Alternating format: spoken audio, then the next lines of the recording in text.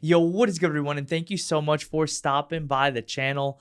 For today's video, as you probably already read in the title description or the thumbnail, we're going to be doing a video where we're going to be taking a deep dive into the Jordan 1 Lost and Found replicas. Yep, I said it right, replicas.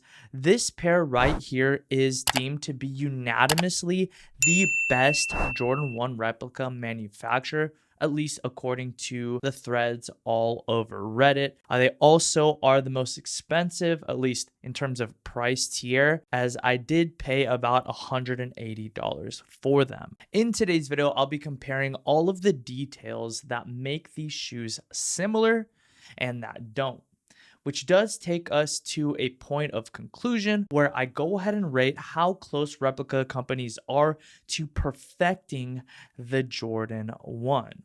Now, if you're looking for an all-encompassing video where I do a review on an authentic pair, feel free to check out the link at the top of the screen right now. And for even more coverage on the Jordan 1 Lost and Found, like the vlog where I ultimately purchased them for $1,200, RIP to me, a full all-inclusive review, a podcast on these shoes, just pretty much everything surrounding these shoes, with an ultimate styling video yet to come where I style these shoes with 20 outfits.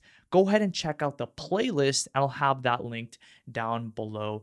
Anyways, back to this replica pair. Beginning with its box, this replica pair does come with a standard black Nike bottom, which does feature a special lid in orange.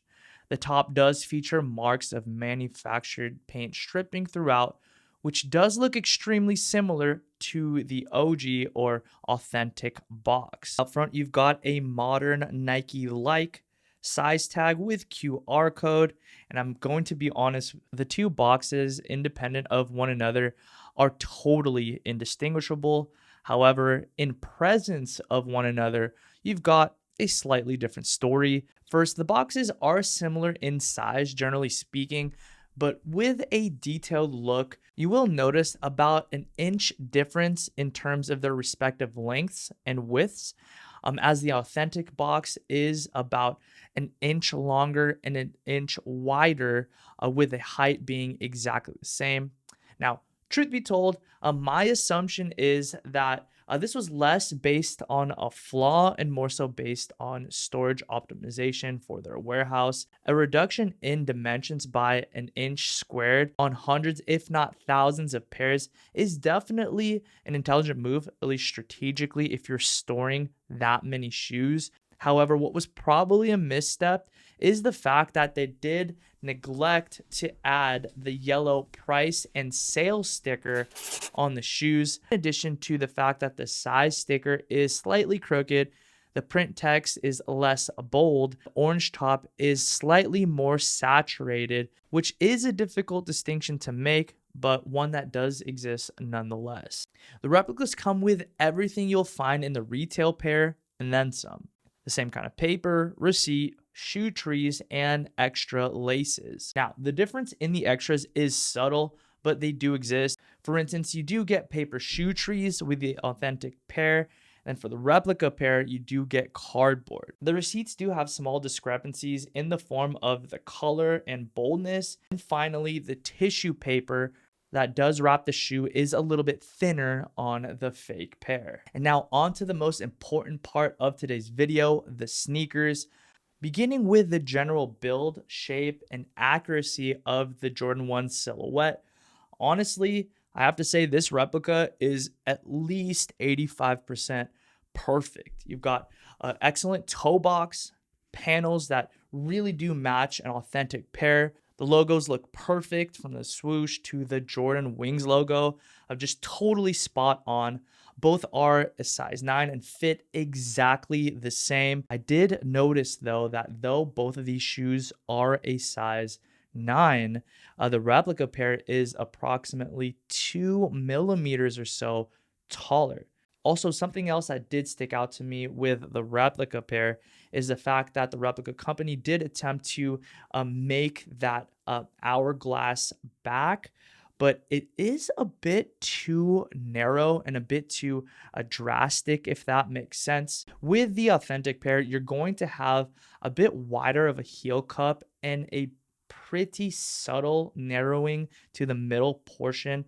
And then it does open up a bit more at the ankle collar relative to the best replica Jordan 1s that we have here. That said, I don't think anyone would be able to notice this unless you did have an authentic pair side by side, but that is something worth noting for those of you who are shopping for an authentic pair and want to avoid being scammed. Now, if you did catch the last podcast where we did unbox the replica pair, both Ethan and I saw or made the distinction between the colors of Varsity Red and the replica pair being a bit too deep of a red, almost resulting in like a burgundy.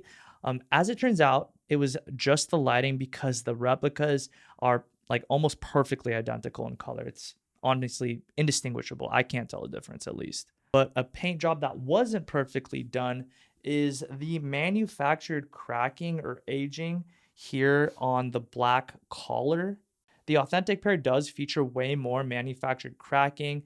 It's definitely there on the replica pair, but not quite as dramatic as on the real pair. But it's a bit of a hot take. It might be, at least. In my humble opinion, I do actually like the manufactured cracking on the fake pair, just because in my opinion, it's not quite as dramatic and it's a little bit more authentic looking to an actual pair of aged Jordan 1s. But that's just my take. What do you guys think? To go ahead and wrap things up, I would definitely say on the toe, there is no possible way of being able to distinguish between these two shoes, but that is on the toe. Off the foot or side by side to an authentic pair, you'd definitely be able to spot a few inconsistencies. For this specific pair here, a sneakerhead would definitely be able to spot 3 specific differences, and that is the height, the hourglass shape, and obviously the biggest giveaway, that is the cracked leather or lack thereof on the fake pair. But again, in my opinion, I think you'd have to have both pairs side by side in hand to be able to notice these differences. In my opinion, it is absolutely insane how good replicas have gotten. So be safe out there. Make sure to do your due diligence. If you're buying on an app or something like that, check. I would definitely do that just to be sure. I'm definitely of the mindset that the more personal transactions where you're in like a Facebook group, like the Locust&WildHoney Facebook group, where there is people to hold that person accountable, I think that's definitely something worth considering if you're looking to purchase this shoe. Now, I do know that the market has more or less crashed on these shoes, but I mean, even at $400 or $450, $500, that is a decent chunk of change. So yeah, continue to do your due diligence. But if your intention is to go ahead and wear replicas, well, I personally can't get down with it as a personal choice. I'd never give anyone a hard time or even a second look. If that's you, go ahead and go crazy, knock yourself out. Yeah, these are insane to me how close they are. But yeah, overall, I'd give them an 85% accuracy to a real pair. But that's going to do it for today's video. Hopefully you guys did enjoy it. If you did, please be sure to let me know by liking today's video and subscribing to my channel with notifications on. As I've kind of already mentioned, I do have a bit of a series going for a bunch of different sneakers. I've done it with like Travis Scott's and stuff like that. And so if you wanted to see a playlist on the Jordan 1 Lost and Founds, I will have that linked below. Make sure to stay tuned for the aforementioned styling video that is on the way on the Jordan 1 Lost and Found. It will be added to the playlist. And last thing, if somebody out there is interested in this pair of shoes, they're brand new, they've never been put on, let me know. Just go ahead and hit me up on Instagram and I'll get these over to you. These are a size 9. I really just purchased them for the purposes of making this video happen. Anyways, thank you so much for stopping by the channel and for the continued support. I know I say this a lot, but it truly is my privilege to serve you through making content.